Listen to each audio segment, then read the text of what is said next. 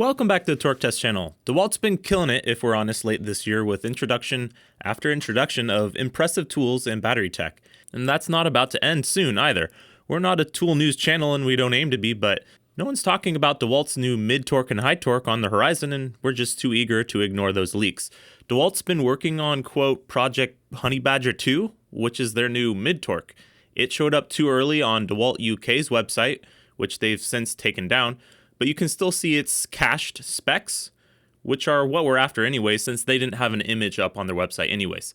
It's the DCF 891, 830 newton meters of fastening, and 175 millimeters long. In freedom units, that's 612 foot-pounds and 6.89 inches long. Compare that to their current model DCF 894, which is 6.95 inches, a smidge longer, but rated just 330 foot-pounds tightening. Remember, this is still tightening foot-pounds, something they advertise in Europe, not nut-busting or breakaway, which is more of a American inflation fad.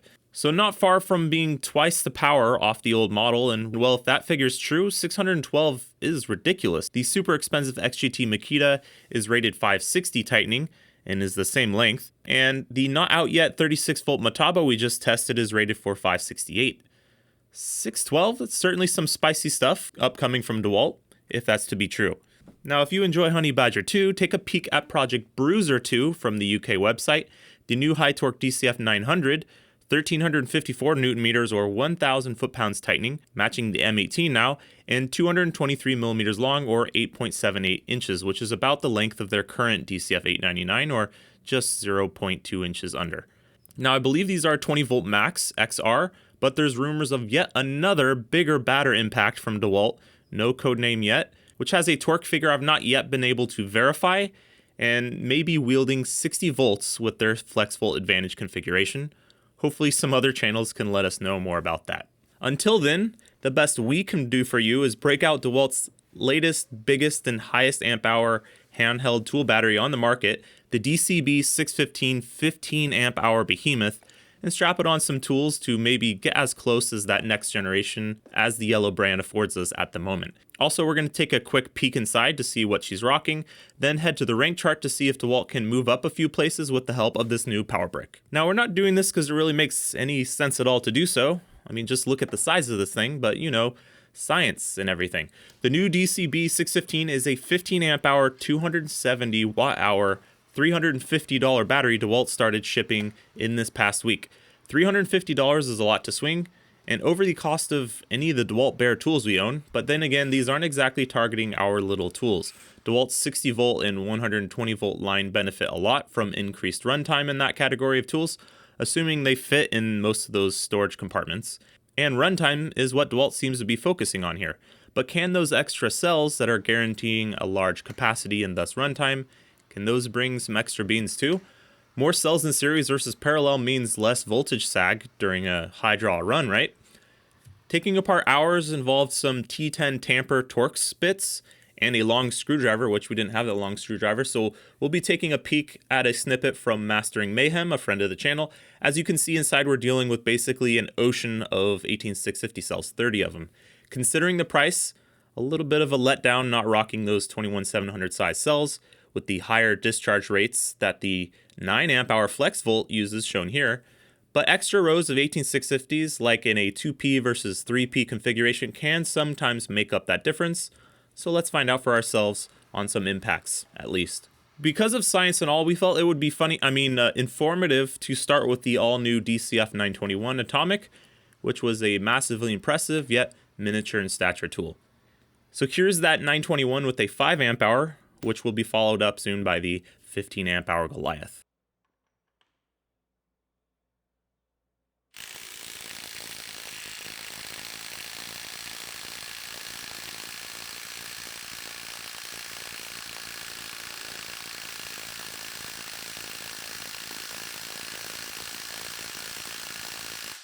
$319, a very impressive tool compared to pretty much everything in this cordless category.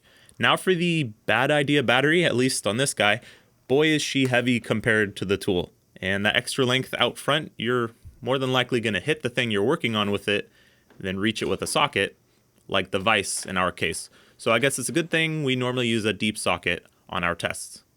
Here's the 15 amp hour.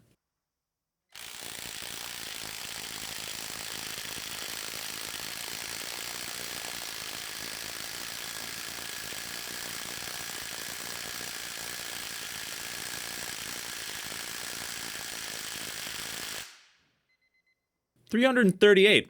Okay, with some out the gate gains and some where things get really good and tight as well. So it is more, but nothing show stopping yet. Then again, this tool's probably not asking for a whole heap more current than even a 5 amp hour can deliver. So any gains here was surprising at all to us. What is a bit bigger of a brushless motor, perhaps asking for more of that current, is the DCF 899 high torque.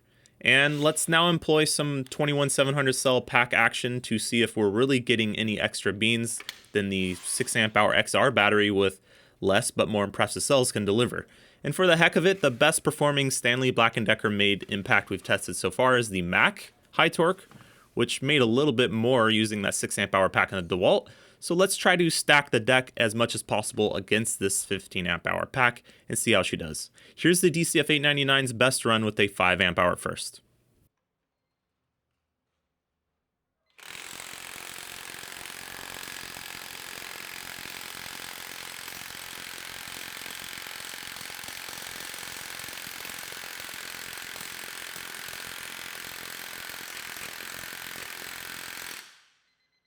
.629 foot-pounds, and now here's the Mac and DeWalt using a 6 amp hour 21700 cell pack.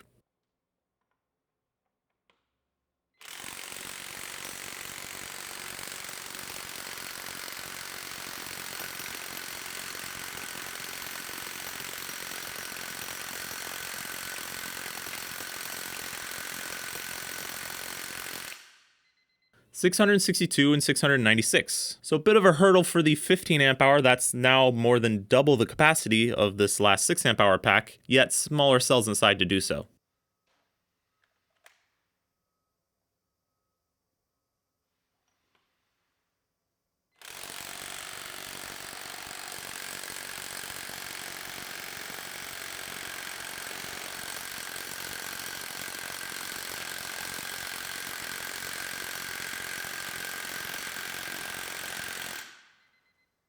.742, this time making a gap over the DeWalt with a 6 amp hour and mostly keeping up with the Mac until things are super tight and then the battery's voltage is presumably sagging by then.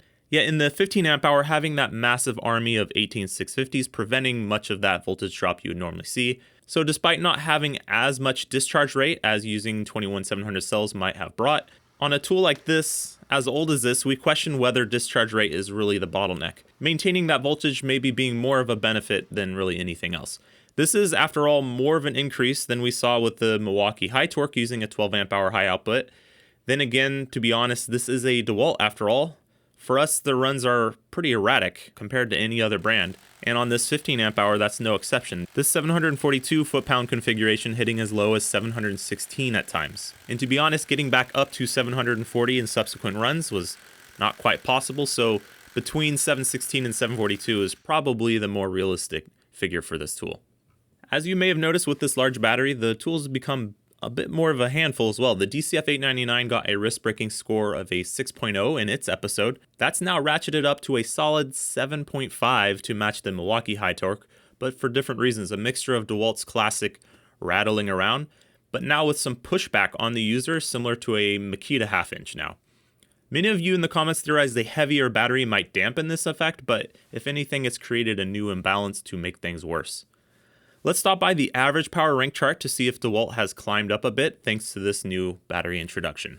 This list doesn't care much about price or anything outside of power across a run, an average of power taken at each second in its best case scenario test. The DCF 899 is situated down here for now with 507 foot-pounds. Thanks to this spendy and unrealistic purchase for this tool, it's now bumped up to 543, above the Mac now and just below the Makita. That Makita actually made less peak power though, so let's take a look at how those compare. So it looks like despite its late gains, the Makita just makes more in that mid-range here to stay in the lead in average power across a run, sort of like area under the curve. So we'll have to wait for DeWalt's new Honey Badger and Bruiser 2 to make a splash where we expect DeWalt to really start beating up this list. This is the largest battery of its type you can buy right now, larger and noticeably so than the HD 12.0. And will only be soon passed slightly by Makita's new XGT 8.0, which is a 36 or 40 volt max, basically a 16 amp hour pack or 288 watt hours up against this 270 DeWalt. And when used in tandem, like on an 80-volt tool, that's more overall capacity than a Milwaukee MX battery line offers. Come on, Makita, give us that 80-volt 1-inch impact. We promise we'll go in debt for it. It's pretty silly, really, to be strapping these batteries on these tools like we did today, especially at the price, but it is something big brands like DeWalt, Milwaukee, Makita are now offering, and this should be seen as a benefit that can complement your tool line compared to tool truck brands and mid-tier brands that may be lacking in their battery offering. Appreciate you coming along for the silliness, I mean science. Click like or check out our T-store for shirts and our rank chart, and thanks for watching.